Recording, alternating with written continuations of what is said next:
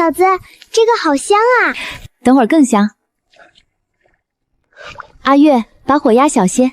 好呢。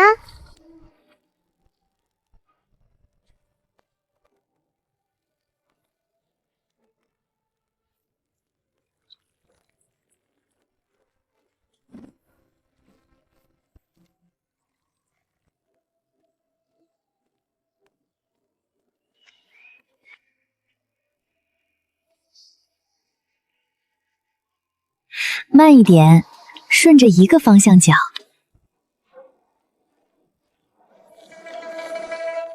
这味道好香呀！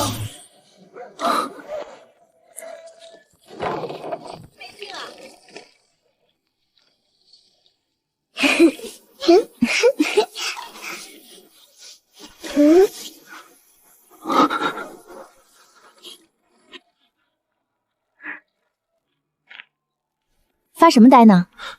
没想到你准备的这般丰盛。那是自然，也不看看是谁筹备的。对，我家媳妇儿最能干，心思最巧了。喏，那根横梁太高了，我和阿玉都够不着，你来记一下。好。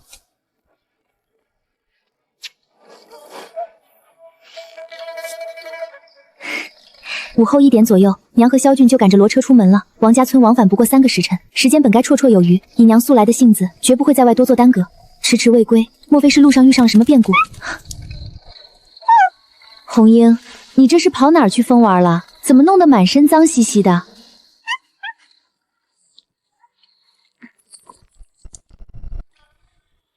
红英，你去深山里挖人参了，可真厉害！你慢点说，什么意思？你进入大山深处怎么了？你遇到凶兽，很大很凶，然后呢？他跟你抢宝贝，你们打了一架？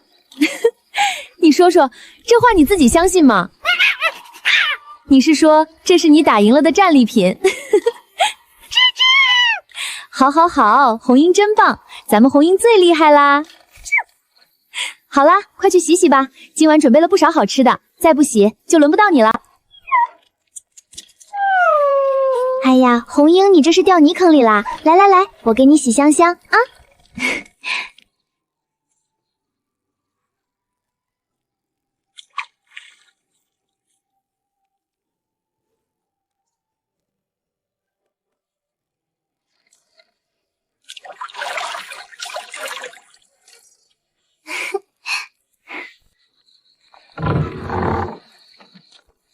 娘，怎么回来这么晚？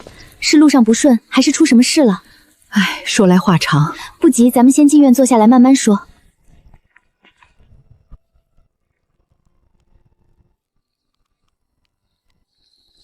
哇哦，嫂子，你也太会整活了，竟把咱家院子变成这样了！快去洗手吧，就等着你们开饭呢。好嘞，今晚咱们吃的是番茄汤锅，可以边煮边涮菜，热乎又入味。桌上这些都是配菜零嘴，大家随意涮随意吃。对了，我还熬了一壶花果饮，清甜解腻，大家可以边喝边吃。今日中秋月圆，愿咱们一家人岁岁平安，年年团圆，日子越来越好，万事顺雷安康。媳妇，这段时间家里翻新种地，琢磨营生，打理家事，样样都是你费心操劳，家里能一步步变好，都是你的功劳。我以果饮代酒，敬你一杯。都是一家人。说得对。最辛苦的就是阿和，娘嘴笨，不会说什么话，但心里都清清楚楚、明明白白的。咱们家能有如今的日子，多亏有你。多的好话我也不会说，总之往后你做什么，娘都支持你，你只管放手去做。谢谢娘，我知道了。我也支持嫂子，嫂子做什么我就做什么。还有我，嫂子以后有什么事儿，你尽管吩咐。放心。没忘了，还有咱们红英呢。来，小哥跟你碰一个。好了，开动吧，菜都备好了，想吃什么自己烫。好嘞，我先试试。嫂子，你是怎么做出这种东西的？太够味儿了！我以前竟都不知道自己是个这么重口味的人。我也是。娘。你们今日去王家村是出了什么事吗？这会儿大家都在，你可以慢慢说。唉，是你们舅家出了点事，要不是今日我跟阿俊过去，还真不知道。哟呵，这是来哪家走亲戚啊？我的娘哎，还是骡车呢！咱们村可就村长家有辆牛车，还没在村里见过骡车呢。该不会走错村子了吧？咱们这穷乡僻壤，就是人家赶骡车，咱们村谁家有个富有亲戚啊？咦，我怎么瞧着有些眼熟呢？阿俊，你看看娘这身衣裳有没有不妥的地方？看着会不会别扭？放心吧，娘，好看着呢，衬得您人特别精神。哎呦，我认出来了，这不是没演艺作家的桂香吗？就是他，真是桂香回来了。各位婶子大娘，是我王桂香，今日回娘家送中秋节礼呢。真是你啊，桂香，你这如今可是不一样了，回来还坐上骡车了，真够体面的。是啊，桂香，往年你回来都是步行赶路，今日怎么这般气派，还有骡车接送？我的乖乖，自家置办的骡车，那得不少银钱吧？看来萧家是真的发达了，又是骡车，又是新衣裳的，这得过上什么日子才行啊？听说他那大儿子在卫所当差，该不会是升了什么官？肯定是了，桂香这也算是苦尽甘来，熬出头了啊！这是我家儿媳妇给家里置办的。各位婶子，我还要赶着回爹娘家里送中秋礼，就不多停留闲聊了，改日回来再跟大家好好唠嗑。小姑，满仓，家里出什么事儿了？大白天的，怎么把院门关得这么严实？是我爹受伤了。爹娘，小弟，到底出什么事了？大哥怎么伤着了？桂香，二姐，你今日怎么过来了？你是不是听说你大哥出事，特意赶回来的？不是，我是来给家里送中秋礼的。刚进门听满仓说大哥受伤了，他人呢？是在屋里吗？桂香，你快去看看你大哥吧。大哥，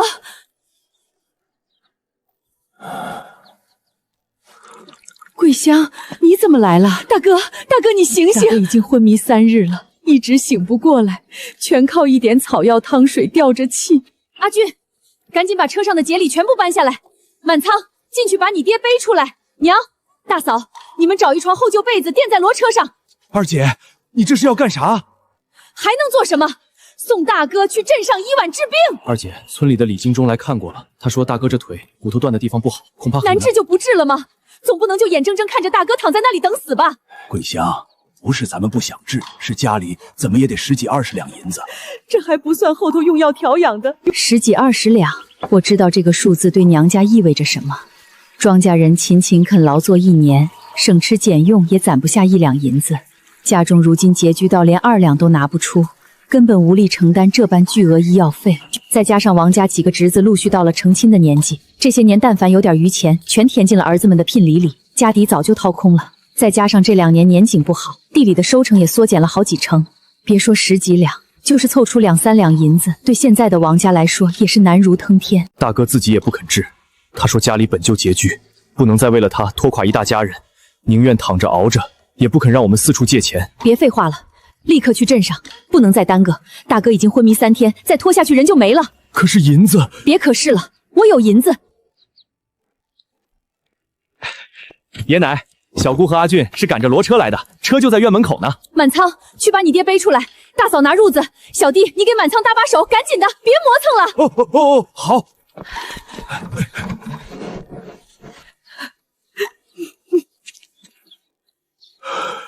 小弟，你跟满仓一起上来，咱们去边关镇的济安堂。好。哎，这王家也是倒霉，摊上了这种事儿。嘘，少说几句，可别让李正家的人听到了。好在桂香日子好起来了，或许王老大还有救呢。哎，这世道。伙计大手，好在你们送来的及时，病人重伤失血，高热昏迷，伤口已经开始发炎。若是再晚来1天半日，人就要熬不住，性命难保了。大夫，那现在我大哥情况如何？能治好吗？眼下最要紧的是稳住性命，先止血消炎，吊住元气。他的腿骨断裂严重，后续还要正骨上药，能不能恢复如常，还要看后续调养。先保人，再治伤。备针备药，请各位家属在门外候着，不要进来。小弟，大哥到底是怎么受伤的？好好在家务农，怎么会伤得这么重？二姐，你知道咱家在村东开垦的那片河滩地吗？知道，咱家几10年前开出来的，种豆子用的，不用交官粮的那块。对，就是因为那块地，河滩薄地本是王家父子几人开荒拓土辛苦打理出来的。可本地张地主看中了这片地，他勾结村里李正，私下调改地界，想强行划分为官地，收归张家私有。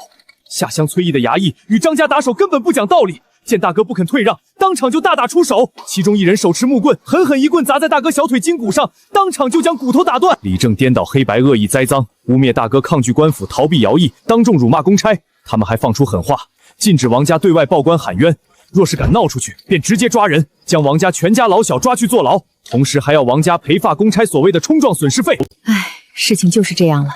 要不是今日回去，我还真不知道你们舅家出了这么大的事儿。好在啊，这次回去得及时，再晚一步，后果不堪设想。要不是阿和进门之后带着全家操劳谋划，把日子一步步盘活，手里攒下了些积蓄的话，今日就算知晓娘家遭此横祸，我也只能眼睁睁看着，一点力也出不了。说来说去，倒也不怪娘家人瞒着我们姐妹俩，说了又能如何呢？一来我们两姐妹的夫家条件都很清贫，大姐的婆家虽说要好一点，可她那婆母却是个抠门爱计较的，便是跟我们姐妹俩说了，也是徒增烦恼，帮不上分毫。二来张相师势力庞大，他们别没能力与那些人周旋，一家人也害怕走漏了风声，更不想因此把我们也牵扯进来，再招来更多打压为难，所以只能自家默默忍气吞声了。娘，如今大舅伤势如何？可稳住了？放心吧，已无性命大碍。大夫说，等明日他醒来后，先静养调理2日，再着手医治他腿骨的重伤。那明日我们一同去镇上的医馆探望下大舅吧。正好今晚炖了骨头汤，明日一并烧过去。大舅这刚醒来，恐也吃不得硬食，正好先喝点汤补补身体。阿和，你有心了，我替你们大舅谢谢你。娘，你这就外道了，都是一家人。不一样，倘若没有你，我纵使有心救人，也拿不出半分银钱。今日又怎能救得了你们大舅？这不是外道，这是实情，也是恩情。过往那些被穷日子困住手脚，眼睁睁看着亲人受难却无能为力的滋味，我深有体会。娘，这都是你们这段时间努力付出应得的，我领这个情，却不能完全揽这个功劳。对了，阿和，还有一件事我得跟你交代一下。今日为了给我大哥治病，宫中攒下的银钱我几乎都尽数都花出去了。此番诊治当场便花去8两银子，这还不算后续正骨、抓药、长期调养的花销，我自己拿出了6两，是这1个多月以来宫中与我做活分红攒下来的所有积蓄，而剩下2两还是阿俊拿出自己辛苦攒下的私房填补上的。回来时，我们母子俩身上可以说是两袖清空了，但能先把性命保住已是万幸。至于断裂的右腿能否彻底痊愈，眼下也只能走一步看一步，听天由命了。这事儿娘没有提前跟你商量，擅自做了决定。但你放心，这银子你大舅他们定会慢慢归还，就当是暂时借给他们应应急。毕竟宫中的钱，阿和你出了大头，这是谁都知道的事儿。我不想因为这件事让阿和你与我们之间生出什么嫌隙来。你进门晚，本就没有义务为婆家娘家的难处兜底分忧，我万万不想因为银钱之事让你们婆媳2人生出隔阂。嫂子，你尽管放心，若是舅家无力偿还，这笔钱便由我来慢慢补上，不会亏了咱们家。王家余门不仅是姻亲舅家，还有着雪中送炭的情谊。我爹病得最重那年冬天，大哥刚顶上军丁，尚无俸禄进项，家里一度断了2日的口粮。我永远都忘不了，是大舅顶着寒风扛来了1袋粗粮，这才保住了我们一家人的命。虽说只有10来斤，可那也是他们一家人从嘴里省出来的口粮。这份情我记在心里，一天都没忘过。我这还有8两，嫂子、娘，你们先用着，不够我再多些手工活。如今除了嫂子以外，我算是家里最富有的人了。如果不买做手工活的材料那些，我还能有10两的存款呢。现在我的手工制作进展已经差不多了，再过几日我把样品做完之后，就能开始招女工做活了。可眼下还是救人要紧，我的事还可以缓缓，或者我先把样品卖出去，快速赚一笔钱，再来重启招工流程。毕竟我就这么一个大舅舅。娘，今日做对，舅家与我们有恩，你作为王家女，至亲受难出手相助，本也是分内之事。更何况这是救急，又不是其他无关紧要的事，我们3兄妹绝无异议，你放心吧。阿和的性子你应该最为清楚，他既然把钱交由你掌管，就是信任你，信任咱们这个家，你不必多虑。至于剩下的银钱，我来想办法，总归不会对大舅袖手旁观的。阿和是我媳妇儿，一家人就不必说2家话，事事都说个一清二楚，也伤彼此间感情。若阿和以为大家没当他是自家人，把他排挤在外，就不好了。再者，以我对他的了解，他应当是不喜欢麻烦客套的人，既然他给出来了，那就表示他愿意给。娘，您真的多虑了，家里宫中的钱财交由您掌管调度，您自然有支配处置的权利，我没有半点异议。这笔钱本就是一家人共同积攒，并非我一人所有，大家都无异议，我更是不会放在心上的。在我看来，能用钱解决的问题都不算事，反而人心的凝聚力却不能单靠钱来掌控。好，娘记住了，你们都是心地良善的好孩子，这辈子能凑成一家人，是我几辈子修来的福气。那明日咱们一起去镇上看看大舅，顺便多带些吃食过去。大舅在医馆应该还需调养几日，外头买的东西吃着也不如自家做的熨烫。好，其他物品我让阿俊明日去一趟王家村报个平安，再捎带过来便是。好嘞，明日早些出发，两头都跑得过来。我就媳妇儿，谢谢你，欠你的我来还。那你打算怎么还？那就看你表现喽。今日若有什么事，便让阿俊去行地传话。知道了，你去吧。辛苦你了。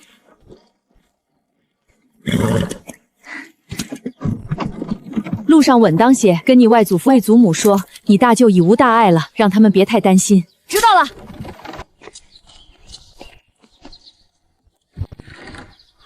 小姑、二姐，你们来了。来了，大哥怎么样了？没什么状况，一晚上挺安稳的。安稳便好。小弟满仓，来给你们介绍下，这是阿征的媳妇儿苏荷。小舅、大表哥安好。哎，好，阿征媳妇儿，表弟妹。小舅、满仓哥，快来吃早饭了！你们快趁热吃，我们带来不少点心吃食，你们留着垫垫肚子。这么多，谁家大早上的就吃得如此丰盛的呀？快坐下来吃吧，别愣着了。你大哥昨晚可有什么动静？大夫来看过没有？昨晚戌时大夫来看过一回，说伤患的情况稳住了，今日应当能醒，还嘱咐他们守着，若有异样立刻去前头叫人。昨夜倒是平稳，就是两人谁也没敢真正睡死。这会儿两双眼睛底下都带着一层青灰。娘，我去前头找大夫问问后续的情况，你们先说着。好，去吧，劳你多问问。想请大夫说说我大舅那条腿后续如何治疗，大概需要多长时间，费用大约多少？麻烦大夫给我讲讲。你大舅这条腿断的是右腿胫骨，从昨日瞧的情形来看，骨折的位置不算太偏，但因为耽搁了10来天，未得妥善处置，骨缝间已有些许错位。如今高热虽退，性命无忧，但骨头错位严重，若是正骨不到位，后续极易落下残疾，走路跛脚，甚至无法干重活。你大舅之前失血过多，底子唏嘘，贸然接骨，身体恐难承受。这2日先以活血散髓、固本补血的汤药静养，稳住气血，消去伤口炎症。等病人元气稍稍恢复，便可以着手正骨包扎。之后还需以夹板固定，至少静养2个月。期间每隔5日换药复诊一次。那接骨的费用呢？接骨正位用药这一套下来，约莫还需10两左右。后续每次复诊换药约需150文到200文不等，视用药情况而定。2个月若是恢复顺利，可以撤了夹板，慢慢练着走动；若是恢复得慢，还需再延。那他的腿能恢复如初吗？这个老夫也不敢给你打包票，这还得看病人自身底子，还有日后静养是否尽心。若是好好将养，日常多加爱惜，往后行走劳作倒无大碍，只是怕再难如从前那般硬朗利落，重活累活还是尽量避免吧。大夫，那我大舅这2日调养期间用人参炖汤滋补，可合适？你懂些医理？略知一二，我知道参补气血，但也知过补不当。大舅这几日的情形，我不确定适不适合，所以来问问大夫。小娘子问的在理，你大舅这情形失血日久，气血两亏，底子虚得很，单靠寻常饮食回补得慢。人参补气固本用对了自然好，但有一点，你大舅腿上的伤还未完全封口，用参须得注意，不能大补，反而容易上火动血，加重伤处。建议可少量使用，炖的时间长一些，也可与枸杞大枣同炖，温补而不燥。待接骨之后，人稳下来了，再酌情加量。好，谢谢大夫。爹，你醒了！菩萨保佑，菩萨保佑啊！让你们为我担心了。这是哪里？爹，这里是边关镇的济安堂。您重伤昏迷了3天3夜，差点把我们都吓坏了。是小姑和阿俊赶着骡车送您来的，还拿出银钱给您治病。若不是小姑一家出手相救，您……桂香，是大哥没用，拖累了你，不仅让你一家破费，还让你跟着操心受累。大哥，你刚醒，少说话，省点力，说什么连累不连累的？你可是我嫡亲大哥，何况当年咱家最难的时候，是谁扛着粮食送来的？那年冬天要不是你，我们一家5口。只要你人醒了就好，旁的都不要紧。如今你只管安心养着，旁的事儿都不用你操心。大哥，来给你介绍一下，这是阿征的媳妇儿，苏荷，你外甥儿媳妇儿。大舅，我是苏荷。阿征的媳妇儿？对，就是阿和。大哥，咱们家如今能过上好日子，全靠阿和操持。这回你能及时送来医馆，也是因为家里有了银钱，有了骡车，不然……多谢侄媳妇。大舅不必客气。大舅，我方才去前头找大夫问过了，你这条腿骨折的位置不算太偏，虽说耽搁了些时日，但并非没有治好的可能。大夫说再养2、3日，等你气血回来些。大舅，我知道你心里在想什么，无非是觉得花了银钱拖累了家里人，又怕这腿治不好，白白糟蹋了这些钱。可大舅你想想，银钱没了可以再挣，人要是没了，什么都没了。你上有爹娘，下有满仓他们几个孩子孙子，你可是家里的顶梁柱，你若倒了，这一大家子往后怎么办？眼下最要紧的就是把身体养好，把腿治好，旁的事等你站起来了再说。至于花费的银钱，可以等你身体好了，再慢慢攒钱还给咱们家。好。大夫说了，醒了先喝温水，等他过来看过之后再进食。我去前头请大夫过来一趟。好，阿和，你去吧。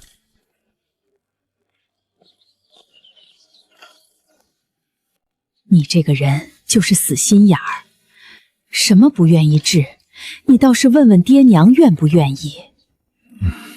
娘，来回赶路折腾，再回村里生火做饭太费时了，咱们在镇上吃了午饭再慢慢回去。小舅和满国哥从昨日到今早都在凑合吃，还没吃过一顿热乎的正经饭。我当晚辈外甥媳妇儿的，请他们吃一顿也算略表心意了。行，你安排就是。这，我跟满仓还不饿，不用准备我们俩。小舅，就小摊上的吃食而已，大家都饿着了，快趁热吃吧。磨叽什么？赶紧吃。二姐，这是家里捎带过来的银钱，暂时就这么多了。这1000多文里头有几百文是厚着脸皮从村中几户交好人家借来的。此前家里还被那帮人强行讹走了2两银子做冲撞公差的赔偿，那2两几乎掏空了剩余的一点家底。若非被逼着赔钱，怎么也会想办法先把大哥送来医院看看，而不至于硬生生熬着。外祖父还说过2日他们再凑些银钱送过来。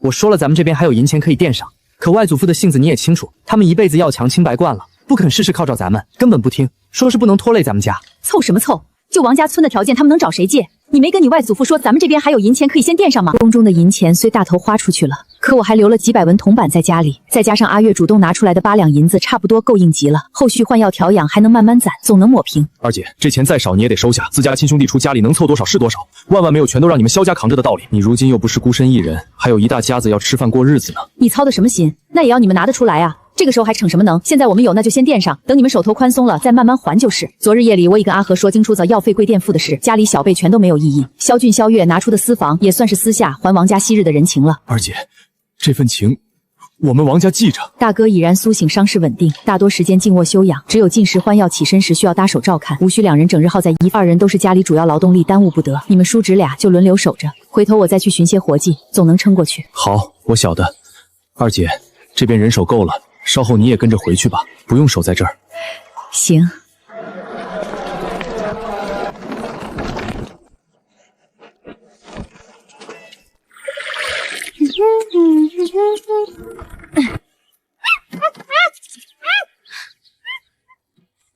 怎么了这是？瞧给你急的，都快要开口说人话了。松嘴，你先松开。我知道了，我自己会走。娘，我跟着红英去一趟山上。去山上？这会儿都什么时辰了？天黑前能回来不？这是咋了？这么急匆匆的，日头还高着。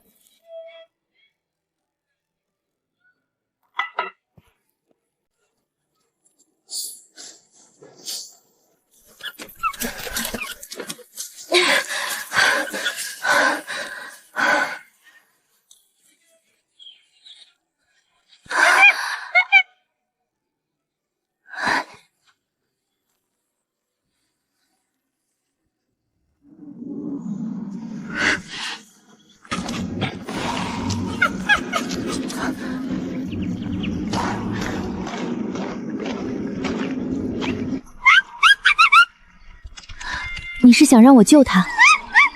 好，你别急，我先看看情况。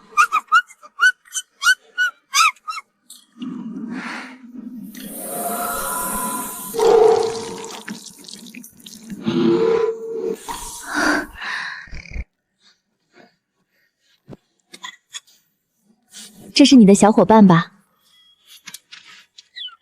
放心，他的伤势已经稳住了，暂时没有性命之忧。只是后续还需再观察看看。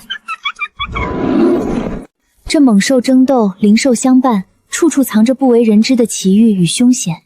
你就在这里守着你的小弟，我去洞口周边转转，采些药材回来。难得在红莹的带路下踏入这片少有人知的深山密林，此处草木气息浓郁，植被繁茂，必然藏着不少珍贵药材。我实在不愿错过这绝佳的机会。况且黑熊伤势还需观察1-2个时辰，我留在洞内也是无事，不如趁着空闲在周围逛一逛，也算不虚此行了。我就在附近不走远，若是你小弟有任何异动，你便立刻出来寻我。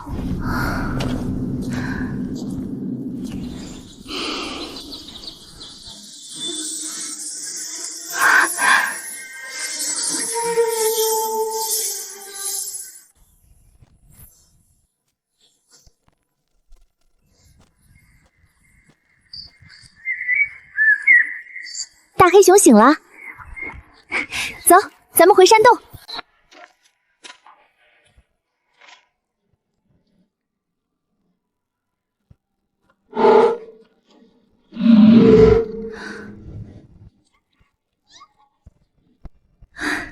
已经没有大碍了，后续再换2-3次药，静养几日便好。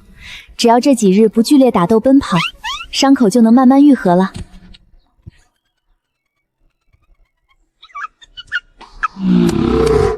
不亲，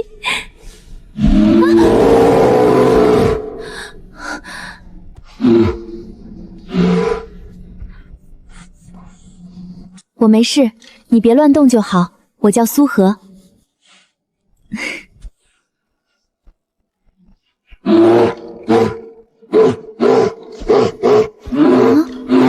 红英，他想表达什么？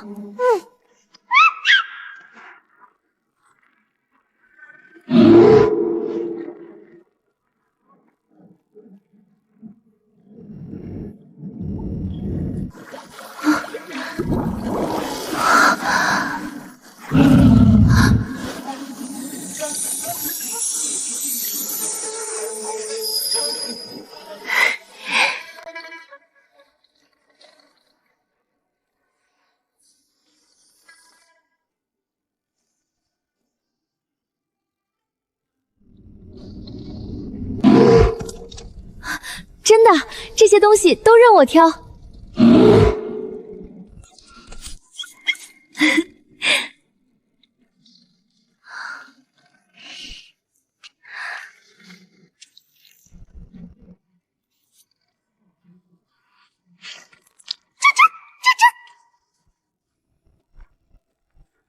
好了，够了够了，已经很多了。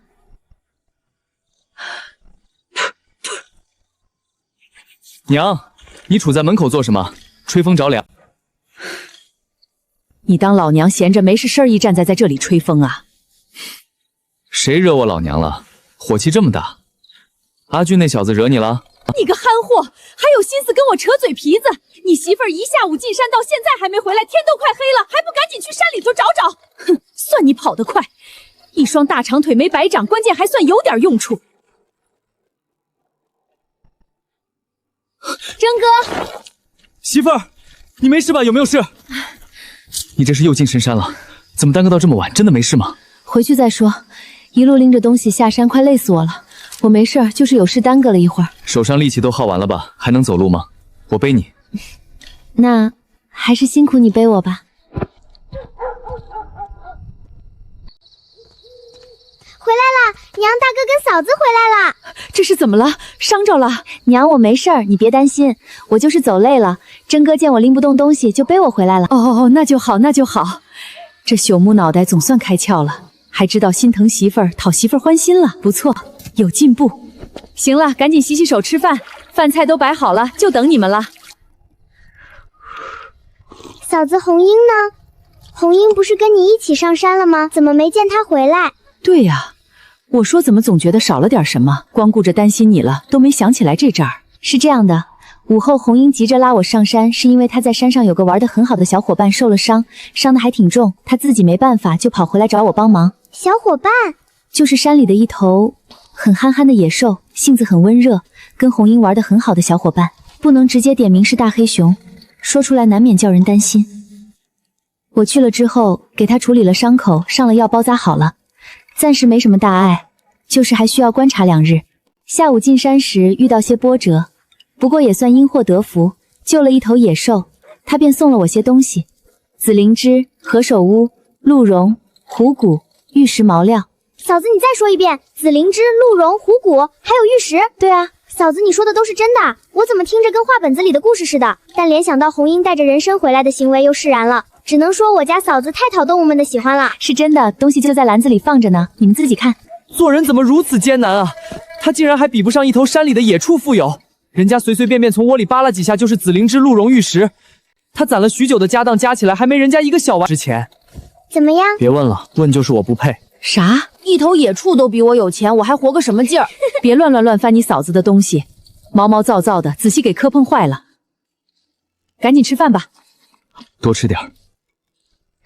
篮子里的东西今日就不收拾了，太累了，明日有空再慢慢整理归类。红英今晚要留在山里陪着她的小伙伴，就不回来了。过2日我再进山给那只野兽换药复查。今日我已向千户告了假，明日去镇上吉安堂看看大舅。他这次重伤遇险，于情于理，我这个做大外甥的都该亲自去探望一趟，以表心意。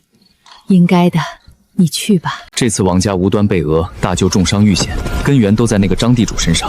对方仗着有钱有势，勾结地头恶人，无端讹诈王家银两，欺压乡邻。这般老练的手段绝非初次作恶，这些年被他暗中欺压、强行勒索的寻常农户，恐怕不止王家一户人。更让他担忧的是，当日那群人竟还对舅家年幼的小表妹心存觊觎，肆意冒犯。这心思简直是歹毒至极。像他们这样的恶人，若是不早早摸清底细，提前防备的话，只会得寸进尺，说不定之后还会想方设法找王家的麻烦，滋生更多事端。所以此事绝不能草草了事，他必须暗中打探清楚张地主的底牌人脉与后手，知己知彼，方能提前防备，如此才能杜绝后患，护住王家一家老小。只是这些险恶算计，不必摆在饭桌上，让家人跟着忧心。不是谁家都能用得上人参来滋补身体。所谓有多大的手就端多大的碗，以他娘家的条件，哪有资格用人参补身体？既然都没那个能耐，又岂能心生贪念？娘，我手里已经收了好几株人参了，既然有多的，没道理不给自家人。而且大舅刚重伤苏醒，身子极度贫虚，根本承受不住大补，我就用几根人参须炖汤温补，刚刚好，不会虚不受湿。哎，累成这样，腿酸腰酸胳膊也酸，浑身都没劲了。累成这样，腿酸腰酸胳膊也酸，浑身都没劲了。阿和，往后你手里有什么机缘好东西，不用事无巨细都跟家里交代清楚，你自己收着自己做主就好。今日那些东西你说一声就够了，不必样样爆出来。好，我知道啦，往后我只简单提一句，不再多言细说。可以了，真哥，不用揉了，我身体舒服多了。好，那今日早些歇着。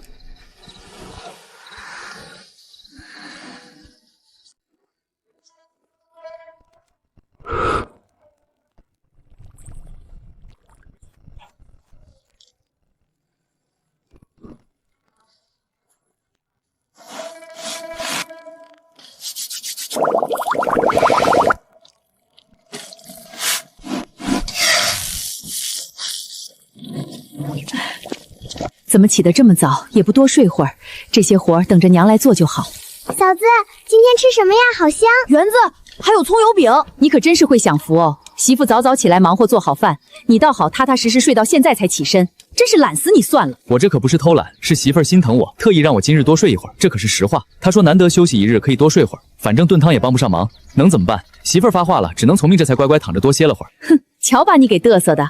你小子就是积了8辈子的福气，才能娶到阿和这么温柔贤惠、事事周全的好媳妇儿，这辈子就偷着乐吧。幼稚鬼！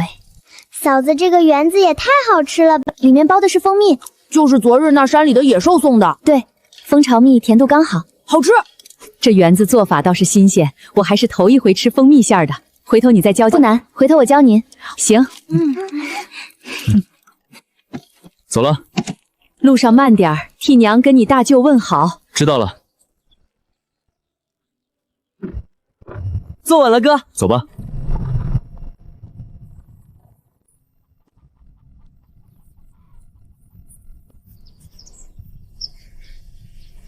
阿和，有件事儿想跟你商量商量。怎么了？娘有什么事儿你直说便是，跟我还见外啥？阿和，你也知道我娘家的情况，如今家底都掏空了，光靠着地里那点收成，今年他们怕是挨不过寒冬。就是咱们之前做的那些布衣饰品，娘想问问你，能不能也交给我娘家的嫂子们做来做？王家村挨着山海镇那边，至今没人做这类精致布艺小物件。我想着，若是他们也能做这个活底，好歹能多一份收入，贴补家用。就这事儿，对。娘，这个布艺饰品我都让赵婶他们做了，没道理不让自家人做吧？那我就让娘家嫂子做了。其实没必要做。啥意思啊？我是觉得这个手工活现在也赚不到什么钱了，村里好几户人都在做，市面上也不稀罕了，利润越来越薄。舅家真想改善眼下的局势，靠这点零碎收入治标不治本，还是得找个更稳妥的赚钱生计才行。唉，我也想啊，可你舅家都是老实本分的庄稼人，一无家底靠山，又无傍身手艺，头脑也很简单，哪里能做什么更稳妥的生意？我就怕他们盲目尝试，反倒被人坑骗，就雪上加霜了。我是想着重新再做个赚钱的营生。阿和，那你有什么好主意？当然是资源的合理利用啊。之前我做的小面包月饼，口感味道如何？娘跟阿月心里都清楚。好吃，松软香甜，口感独特，镇上都没见过这般好吃的精细店点。其实这个想法我之前也曾想过，但这毕竟是儿媳妇的手艺，她没开口，自己自然也不好说什么，更不可能让娘家人来打这个主意。对啊，嫂子做的面包糕点比镇上的糕点铺子还要好吃。我想主打几款特色糕点和小面包拿去镇上卖。现在天气开始逐渐冷下来了，烤出来的面点经得住放，常温下保存个3-5天没问题。如今天气渐渐转凉，秋燥退去，气温适宜，烘焙出来的面包糕点不易变质，储存也方便。现在这气候正是做这门生意的好时候，不像夏天那样容易馊坏。且这类便碱受众也很广泛，十分适合摆摊或是移动售卖。对对对，那味道确实是一绝，我活了大半辈子都没吃过那么好的糕点。这门营生我打算交给阿俊来做，我负责配方研发和制作，阿俊负责全权运营与销售，我就拿个技术分成。阿俊？对，到时候舅舅他们也能一并参与进来，让他们从阿俊这里统一拿货，去山海镇周边村落市集售卖。这个生意比做布衣饰品更长远稳定，利润也更可观。我本来只是想问问，能不能让娘家嫂子做点布衣制品贴补家用，没想到儿媳妇直接给我规划了一整条路出来。儿媳妇，你咋就这么好呢？可是阿俊他能行吗？阿俊下个月就16了，这个年纪也该自立门户了，男孩子就得多给他磨练的机会，这样他才能快速成长起来。况且之前他跟江虎去周边乡镇跑货，不是也做得挺好的吗？况且这门营生不是让他一个人单打独斗，前期我会带着他，等他上手了再慢慢放开。其次，这门营生他可以多找些人合作，跟铺子谈代销，在各个乡镇设立销售点，这样面点的销售量就能铺开了。行，那就让他试试，也是你这个当嫂子的看得起他，愿意给他这个机会。回头我定跟那小子好好说说，让他上点心，别辜负了你的一番安排。放心吧娘，阿俊不是那种不知轻重的孩子。阿月，你的绒花手艺已经学成了，也该着手把绒花作坊办起来了。啊！可嫂子，我知道你的顾虑，我先借你10两银子，你先起禾作坊，别白白浪费时间，早点弄好，你也能早点赚钱。至于这10两，等后续作坊盈利了，你再慢慢还我便是。嫂子，这样吧，你这10两算是入股，到时候赚了钱，咱们5-5分，你看这样可以吗？对，阿月说的对。阿和，你教了手艺又出了本钱，5-5分是应该的。不用，我就是借你10两，让你暂时启动，只要有售出，你很快就能回本，后续更会源源不断的进账。况且我10两银子哪能跟你这门生意5-5对分，我压根不参与管事，主要费心的还是你自己。不行，必须分成，不然这10两我也不要。阿和，你就应了吧，阿月说的在理，你教了手艺又出了本钱，不拿分成像什么话？做人讲究真心换真心，你帮了我们这么多，我们不能什么都白拿。那行，算我入股，但用不着5成，2成分红就可以了。毕竟我什么都不管，躺在家里就能有分红银子拿，这就足够了。等后续这门生意扩大，效药肯定会越来越好。至于之前教授的技术，那是我作为校长的赏子申给小姑子的嫁妆礼，不算在生意里头。嫂子，2成太少了。好了，就这样，别磨磨唧唧的了。再说了，我也不靠你这点收入过活，你就当是给我的零花钱，行了吧？好吧。等晚点阿俊回来，我再跟他详细说说面点生意的事儿。行。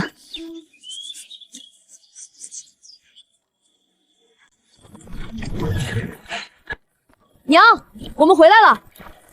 娘，大舅今日精气神好了不少，跟我们聊了许久呢。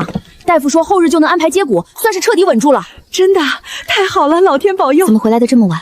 可是镇上出了别的事。没事，别担心。大舅情况若真有好转，明知家里还有人等着，兄弟俩何至于拖到天黑才回？这不合常理。大舅那边有小舅和大表哥守着，哪至于待那么久？他定有事情瞒着我。不过眼下不是盘问的时候，等回房再慢慢收拾他。阿俊，我打算在家做面点生意，后续就由于你全权负责运营销售，我负责配方和制作，拿技术分成。如何？你可愿意接手？啥？我吗？嫂子，你说真的？怎么，你不乐意？乐意，我当然乐意，100个乐意。赶紧坐下，毛毛躁躁的像个什么样？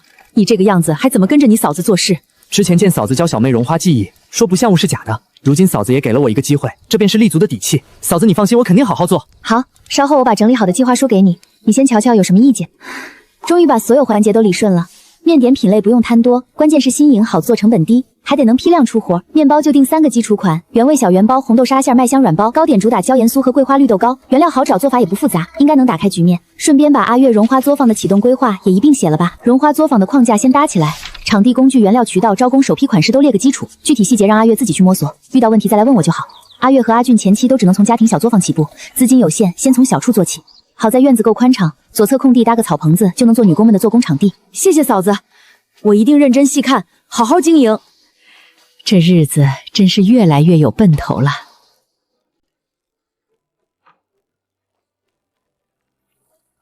谁呀？这么晚这么大的动静？我去看看。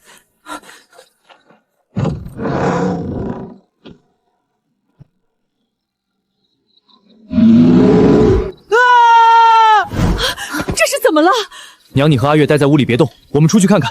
阿俊，村落里怎么会有黑熊？黑熊向来蛰伏深山，极少靠近有人的村落，如今竟无端出现在这里。难道是今年天气异常，山中猎物变少，所以野兽纷纷下山觅食？若是如此，整个村子都将陷入危险。都怪我，怎么办？是黑就轻易开门了，这下完了，咱们一家爸是要盛他肚子的小点心了。我还不想死。回屋里去关上门。